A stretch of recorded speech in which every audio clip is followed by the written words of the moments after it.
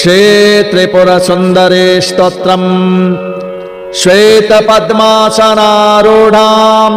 शुद्धस्फटिकसन्निभां वन्दे वाग्देवतां ध्यात्वा देवीं त्रिपुरसुन्दरीं शैलादिराजतनयां शङ्करप्रियवल्लभां तरुणेन्दुनिभां वन्दे देवीं त्रिपुरसुन्दरीं सर्वभूतमनोरम्यां सर्वभूतेषु संस्थितां सर्वसम्पत्करीं वन्दे देवीं त्रिपुरसुन्दरीं पद्मालयां पद्महस्तां पद्मसम्भवसेवितां पद्मरागनिभां वन्दे देवी त्रिपुरसुन्दरीं पञ्चबाणधनुर्बाण पाशाङ्कुशधरां शुभां पञ्चब्रह्ममयी वन्दे देवीं त्रिपुरसुन्दरीं षट्पुण्डरीकानिलयां षडाननसुतामिमां षट्कोणान्तस्थितां वन्दे देवीं त्रिपुरसुन्दरीं हरार्धभागनिलयामम्बां मद्रीसुतां मृडां हरिप्रियानुजां वन्दे देवीं त्रिपुरसुन्दरीं अष्टैश्वर्यप्रदामम्बामष्टदिक्पालसेविताम् अष्टमूर्तिमयीं वन्दे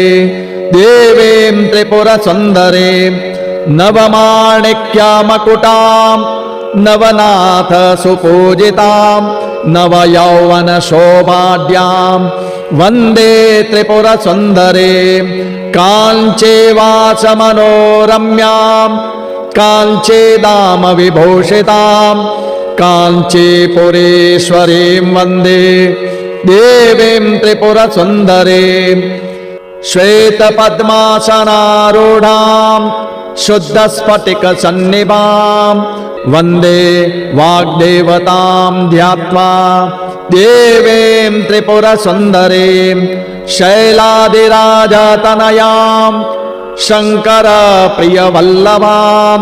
तरुणेन्दुनिभां वन्दे देवीं त्रिपुरसुन्दरीं सर्वभूतमनोरम्यां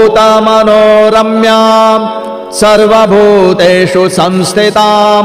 सर्वसम्पत्करीं वन्दे देवीं त्रिपुरसुन्दरीं पद्मालयां पद्महस्तां पद्मसम्भवसेवितां पद्मरागनिभां वन्दे देवी त्रिपुरसुन्दरीं पञ्चबाणधनुर्बाण पाशाङ्कुशधरां शुभां पञ्चब्रह्ममयी वन्दे देवीं त्रिपुरसुन्दरीं षट्पुण्डरीकानिलयां षडाननसुतामिमां षट्कोणान्तस्थितां वन्दे देवीं त्रिपुरसुन्दरीं हरार्धभागनिलयामम्बां मद्रीसुतां मृडां हरिप्रियानुजां वन्दे देवीं त्रिपुरसुन्दरीं अष्टैश्वर्यप्रदामम्बामष्टदिक्पालसेविताम् अष्टमूर्तिमयीं वन्दे देवीं त्रिपुरसुन्दरीं नवमाणिक्यमकुटां नवनाथसुपूजितां नवयौवनशोभाढ्यां वन्दे त्रिपुरसुन्दरीं काञ्चीवासमनोरम्यां काञ्चीदामविभूषितां काञ्चीपुरीश्वरीं वन्दे देवीं त्रिपुरसुन्दरीं श्वेतपद्मासनारूढां शुद्धस्फटिकसन्निभां वन्दे वाग्देवतां ध्यात्वा देवीं त्रिपुरसुन्दरीं शैलादिराजतनयां शङ्करप्रियवल्लभां तरुणेन्दुनिभां वन्दे देवीं त्रिपुरसुन्दरीं सर्वभूतमनोरम्यां सर्वभूतेषु संस्थितां सर्वसम्पत्करीं वन्दे देवीं त्रिपुरसुन्दरीं पद्मालयां पद्महस्तां पद्मसंभवसेवितां पद्मरागनिभां वन्दे देवे त्रिपुरसुन्दरे पञ्चबाणधनुर्बाण पाशाङ्कुशधरां शुभां पञ्चब्रह्ममयी वन्दे देवीं त्रिपुरसुन्दरे षट्पुण्डरीकानिलयां षडाननसुतामिमां षट्कोणान्तस्थितां वन्दे देवीं त्रिपुरसुन्दरे हरार्धभागनिलयामम्बां मद्रीसुतां मृडां हरिप्रियानुजां वन्दे देवीं त्रिपुरसुन्दरे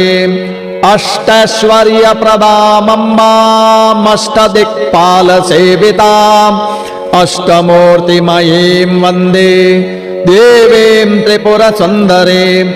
नवमाणिक्यमकुटां नवनाथसुपूजितां नवयौवनशोभाढ्यां वन्दे त्रिपुरसुन्दरे काञ्चीवासमनोरम्यां काञ्चीदामविभूषितां काञ्चीपुरीश्वरीं वन्दे देवीं त्रिपुरसुन्दरे श्वेतपद्मासनारूढां शुद्धस्फटिकसन्निभां वन्दे वाग्देवतां ध्यात्वा देवीं त्रिपुरसुन्दरीं शैलादिराजतनयां शङ्करप्रियवल्लभां तरुणेन्दुनिभां वन्दे देवीं त्रिपुरसुन्दरीं सर्वभूतमनोरम्यां सर्वभूतेषु संस्थितां सर्वसम्पत्करीं वन्दे देवीं त्रिपुरसुन्दरीं पद्मालयां पद्महस्तां पद्मसंभवसेवितां पद्मरागनिभां वन्दे देवी त्रिपुरसुन्दरे पञ्चबाणधनुर्बाण पाशाङ्कुशधरां शुभां पञ्चब्रह्ममयी वन्दे देवीं त्रिपुरसुन्दरे षट्पुण्डरीकानिलयां षडाननसुतामिमां षट्कोणान्तस्थितां वन्दे देवीं त्रिपुरसुन्दरे हरार्धभागनिलयामम्बां मद्रीसुतां मृडां हरिप्रियानुजां वन्दे देवीं त्रिपुरसुन्दरे अष्टैश्वर्यप्रदामम्बामष्टदिक्पालसेविताम् अष्टमूर्तिमयीं वन्दे देवीं त्रिपुरसुन्दरे नवमाणिक्यमकुटां नवनाथसुपूजितां नवयौवनशोभाढ्यां वन्दे त्रिपुरसुन्दरे काञ्चीवासमनोरम्यां काञ्चीदामविभूषितां काञ्चीपुरीश्वरीं वन्दे देवीं त्रिपुरसुन्दरीं श्वेतपद्मासनारूढां शुद्धस्फटिकसन्निभां वन्दे वाग्देवतां ध्यात्वा देवीं त्रिपुरसुन्दरीं शैलादिराजतनयां शङ्करप्रियवल्लभां तरुणेन्दुनिभां वन्दे देवीं त्रिपुरसुन्दरीं सर्वभूतमनोरम्यां सर्वभूतेषु संस्थितां सर्वसम्पत्करीं वन्दे देवीं त्रिपुरसुन्दरीं पद्मालयां पद्महस्तां पद्मसंभवसेवितां पद्मरागनिभां वन्दे देवी त्रिपुरसुन्दरे पञ्चबाणधनुर्बाण पाशाङ्कुशधरां शुभां पञ्चब्रह्ममयी वन्दे देवीं त्रिपुरसुन्दरे षट्पुण्डरीकानिलयां षडाननसुतामिमां षट्कोणान्तस्थितां वन्दे देवीं त्रिपुरसुन्दरे हरार्धभागनिलयामम्बां मद्रेसुतां मृडां हरिप्रियानुजां वन्दे देवीं त्रिपुरसुन्दरीम् अष्टैश्वर्यप्रदामम्बामष्टदिक्पालसेविताम् अष्टमूर्तिमयीं वन्दे देवीं त्रिपुरसुन्दरीं नवमाणिक्यमकुटां नवनाथ सुपूजितां नवयौवनशोभाढ्यां वन्दे त्रिपुरसुन्दरीं काञ्चीवासमनोरम्यां काञ्चीदामविभूषितां काञ्चीपुरेश्वरीं वन्दे देवीं त्रिपुरसुन्दरीं श्वेतपद्मासनारूढां शुद्धस्फटिकसन्निभां वन्दे वाग्देवतां ध्यात्वा देवीं त्रिपुरसुन्दरीं शैलादिराजतनयां शङ्करप्रियवल्लभां तरुणेन्दुनिभां वन्दे देवीं त्रिपुरसुन्दरीं सर्वभूतमनोरम्यां सर्वभूतेषु संस्थितां सर्वसम्पत्करीं वन्दे देवीं त्रिपुरसुन्दरीं पद्मालयां पद्महस्तां पद्मसम्भवसेवितां पद्मरागनिभां वन्दे देवी त्रिपुरसुन्दरीं पञ्चबाणधनुर्बाण पाशाङ्कुशधरां शुभां पञ्चब्रह्ममयी वन्दे देवीं त्रिपुरसुन्दरीं षट्पुण्डरीकानिलयां षडाननसुतामिमां षट्कोणान्तस्थितां वन्दे देवीं त्रिपुरसुन्दरीं हरार्धभागनिलयामम्बां मद्रेसुतां मृडां हरिप्रियानुजां वन्दे देवीं त्रिपुरसुन्दरीं अष्टैश्वर्यप्रदामम्बामष्टदिक्पालसेविताम् अष्टमूर्तिमयीं वन्दे देवीं त्रिपुरसुन्दरीं नवमाणिक्यमकुटां नवनाथ सुपूजितां नवयौवनशोभाढ्यां वन्दे त्रिपुरसुन्दरीं काञ्चीवासमनोरम्यां काञ्चीदामविभूषितां काञ्चीपुरेश्वरीं वन्दे देवीं त्रिपुरसुन्दरीं श्वेतपद्मासनारूढां शुद्धस्फटिकसन्निभां वन्दे वाग्देवतां ध्यात्वा देवीं त्रिपुरसुन्दरीं शैलादिराजतनयां शङ्करप्रियवल्लभां तरुणेन्दुनिभां वन्दे देवीं त्रिपुरसुन्दरीं सर्वभूतमनोरम्यां सर्वभूतेषु संस्थितां सर्वसम्पत्करीं वन्दे देवीं त्रिपुरसुन्दरीं पद्मालयां पद्महस्तां पद्मसम्भवसेवितां पद्मरागनिभां वन्दे देवी त्रिपुरसुन्दरीं पञ्चबाणधनुर्बाण पाशाङ्कुशधरां शुभां पञ्चब्रह्ममयी वन्दे देवीं त्रिपुरसुन्दरीं षट्पुण्डरीकानिलयां षडाननसुतामिमां षट्कोणान्तस्थितां वन्दे देवीं त्रिपुरसुन्दरीं हरार्धभागनिलयामम्बां मद्रेसुतां मृडां हरिप्रियानुजां वन्दे देवीं त्रिपुरसुन्दरीं अष्टैश्वर्यप्रदामम्बामष्टदिक्पालसेविताम् अष्टमूर्तिमयीं वन्दे देवीं त्रिपुरसुन्दरीं नवमाणिक्यमकुटां नवनाथ सुपूजितां नवयौवनशोभाढ्यां वन्दे त्रिपुरसुन्दरीं काञ्चीवासमनोरम्यां काञ्चीदामविभूषितां काञ्चीपुरेश्वरीं वन्दे देवीं त्रिपुरसुन्दरीं श्वेतपद्मासनारूढां शुद्धस्फटिकसन्निभां वन्दे वाग्देवतां ध्यात्वा देवीं त्रिपुरसुन्दरीं शैलादिराजतनयां शङ्करप्रियवल्लभां तरुणेन्दुनिभां वन्दे देवीं त्रिपुरसुन्दरीं सर्वभूतमनोरम्यां सर्वभूतेषु संस्थितां सर्वसम्पत्करीं वन्दे देवीं त्रिपुरसुन्दरीं पद्मालयां पद्महस्तां पद्मसम्भवसेवितां पद्मरागनिभां वन्दे देवी त्रिपुरसुन्दरीं पञ्चबाणधनुर्बाण पाशाङ्कुशधरां शुभां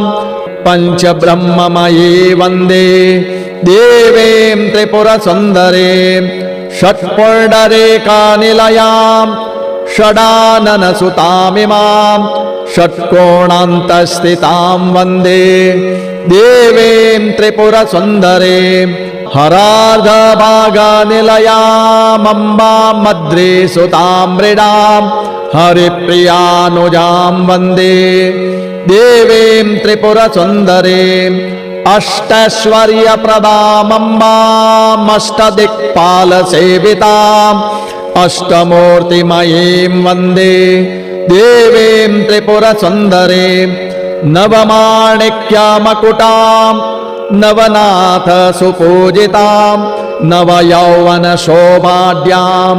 वन्दे त्रिपुरसुन्दरीं काञ्चीवासमनोरम्यां काञ्चीदामविभूषितां काञ्चीपुरेश्वरीं वन्दे देवीं त्रिपुरसुन्दरीं श्वेतपद्मासनारूढां शुद्धस्फटिकसन्निभां वन्दे वाग्देवतां ध्यात्वा देवीं त्रिपुरसुन्दरीं शैलादिराजतनयां शङ्करप्रियवल्लभां तरुणेन्दुनिभां वन्दे देवीं त्रिपुरसुन्दरीं सर्वभूतमनोरम्यां सर्वभूतेषु संस्थितां सर्वसम्पत्करीं वन्दे देवीं त्रिपुरसुन्दरीं पद्मालयां पद्महस्तां पद्मसम्भवसेवितां पद्मरागनिभां वन्दे देवी त्रिपुरसुन्दरीं पञ्चबाणधनुर्बाण पाशाङ्कुशधरां शुभां पञ्चब्रह्ममयी वन्दे देवीं त्रिपुरसुन्दरीं षट्पुण्डरीकानिलयां षडाननसुतामिमां षट्कोणान्तस्थितां वन्दे देवीं त्रिपुरसुन्दरीं हरार्धभागनिलयामम्बां मद्रीसुतां मृडां हरिप्रियानुजां वन्दे देवीं त्रिपुरसुन्दरीं अष्टैश्वर्यप्रदामम्बामष्टदिक्पालसेविताम् अष्टमूर्तिमयीं वन्दे देवीं त्रिपुरसुन्दरीं नवमाणिक्यमकुटां नवनाथसुपूजितां नवयौवनशोभाढ्यां वन्दे त्रिपुरसुन्दरीं काञ्चीवासमनोरम्यां काञ्चीदामविभूषितां काञ्चीपुरेश्वरीं वन्दे देवीं त्रिपुरसुन्दरीं श्वेतपद्मासनारूढां शुद्धस्फटिकसन्निभां वन्दे वाग्देवतां ध्यात्वा देवीं त्रिपुरसुन्दरीं शैलादिराजतनयां शङ्करप्रियवल्लभां तरुणेन्दुनिभां वन्दे देवीं त्रिपुरसुन्दरीं सर्वभूतमनोरम्यां सर्वभूतेषु संस्थितां सर्वसम्पत्करीं वन्दे देवीं त्रिपुरसुन्दरीं पद्मालयां पद्महस्तां पद्मसम्भवसेवितां पद्मरागनिभां वन्दे देवी त्रिपुरसुन्दरीं पञ्चबाणधनुर्बाण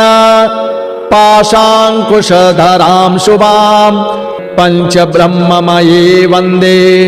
देवीं त्रिपुरसुन्दरीं षट्पुण्डरीकानिलयां षडाननसुतामिमां षट्कोणान्तस्थितां वन्दे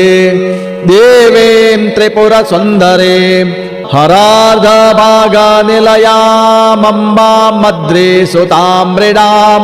हरिप्रियानुजां वन्दे देवीं त्रिपुरसुन्दरीं अष्टैश्वर्यप्रदामम्बामष्टदिक्पालसेविताम् अष्टमूर्तिमयीं वन्दे देवीं त्रिपुरसुन्दरीं नवमाणिक्यमकुटां नवनाथसुपूजितां नवयौवनशोभाढ्यां वन्दे त्रिपुरसुन्दरीं काञ्चीवासमनोरम्यां काञ्चीदामविभूषितां काञ्चीपुरीश्वरीं वन्दे देवीं त्रिपुरसुन्दरीं श्वेतपद्मासनारूढां शुद्धस्फटिकसन्निभां वन्दे वाग्देवतां ध्यात्वा देवीं त्रिपुरसुन्दरीं शैलादिराजतनयां शङ्करप्रियवल्लभां तरुणेन्दुनिभां वन्दे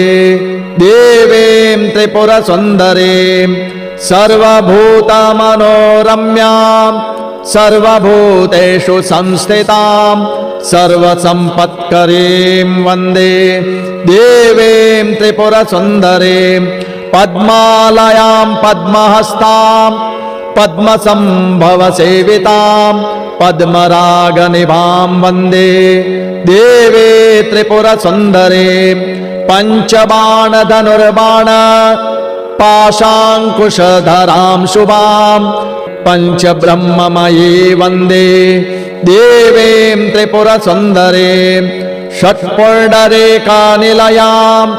षडाननसुतामिमां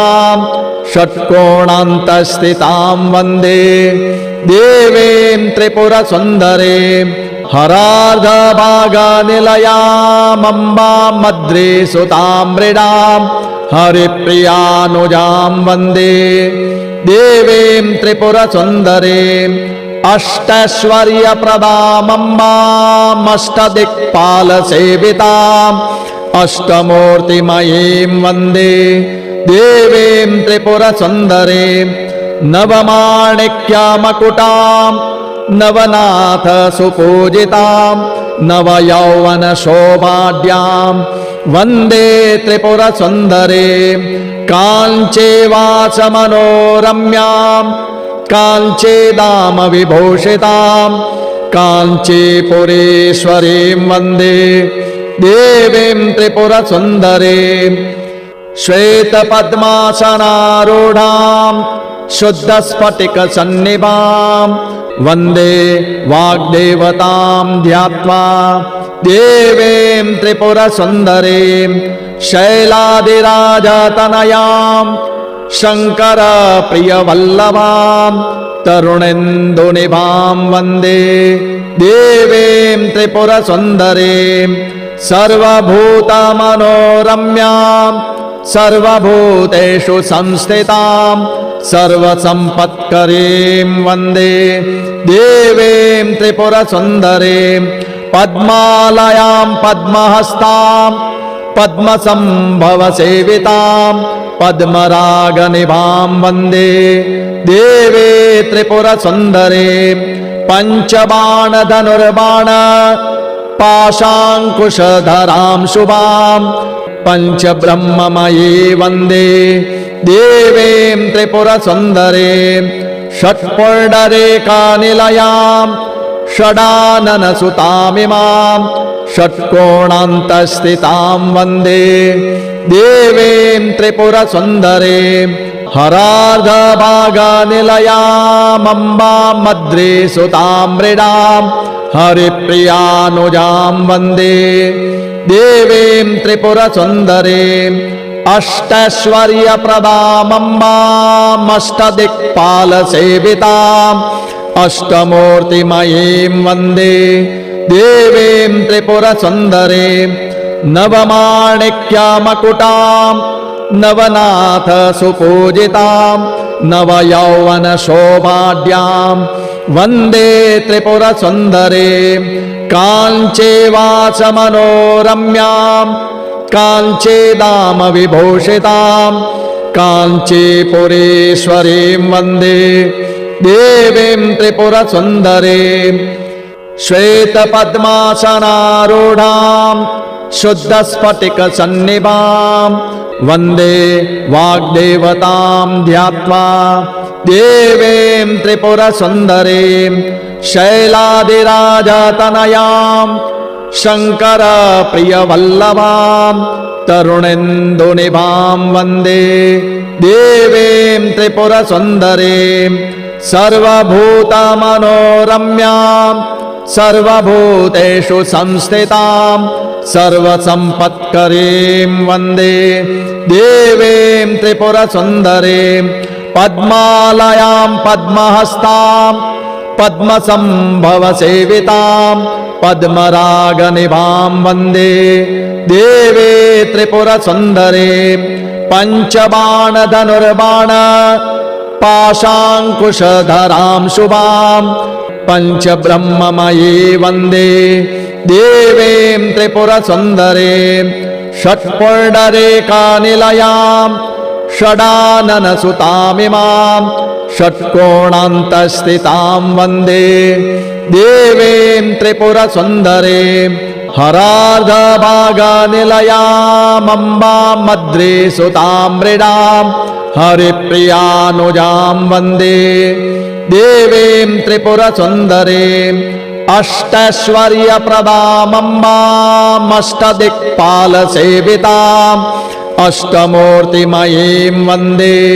देवीं त्रिपुरसुन्दरीं नवमाणिक्यमकुटां नवनाथसुपूजितां नवयौवनशोभाढ्यां वन्दे त्रिपुरसुन्दरीं काञ्चीवासमनोरम्यां काञ्चीदामविभूषितां काञ्चीपुरीश्वरीं वन्दे देवीं त्रिपुरसुन्दरीं श्वेतपद्मासनारूढां शुद्धस्फटिकसन्निभां वन्दे वाग्देवतां ध्यात्वा देवीं त्रिपुरसुन्दरीं शैलादिराजतनयां शङ्करप्रियवल्लभां तरुणेन्दुनिभां वन्दे देवीं त्रिपुरसुन्दरीं सर्वभूतमनोरम्यां सर्वभूतेषु संस्थितां सर्वसम्पत्करीं वन्दे देवीं त्रिपुरसुन्दरीं पद्मालयां पद्महस्तां पद्मसम्भवसेवितां पद्मरागनिभां वन्दे देवी त्रिपुरसुन्दरीं पञ्चबाणधनुर्बाण पाशाङ्कुशधरां शुभां पञ्चब्रह्ममयी वन्दे देवीं त्रिपुरसुन्दरीं षट्पुण्डरीकानिलयां षडाननसुतामिमां षट्कोणान्तस्थितां वन्दे देवीं त्रिपुरसुन्दरीं हरार्धभागनिलयामम्बां मद्रीसुतां मृडां हरिप्रियानुजां वन्दे देवीं त्रिपुरसुन्दरीं अष्टैश्वर्यप्रदामम्बामष्टदिक्पालसेविताम् अष्टमूर्तिमयीं वन्दे देवीं त्रिपुरसुन्दरीं नवमाणिक्यमकुटां नवनाथसुपूजितां नवयौवनशोभाढ्यां वन्दे त्रिपुरसुन्दरीं काञ्ची वासमनोरम्यां काञ्चीदामविभूषितां काञ्चीपुरीश्वरीं वन्दे देवीं त्रिपुरसुन्दरीं श्वेतपद्मासनारूढां शुद्धस्फटिकसन्निभां वन्दे वाग्देवतां ध्यात्वा देवीं त्रिपुरसुन्दरीं शैलादिराजतनयां शङ्करप्रियवल्लभां तरुणेन्दुनिभां वन्दे देवीं त्रिपुरसुन्दरीं सर्वभूतमनोरम्यां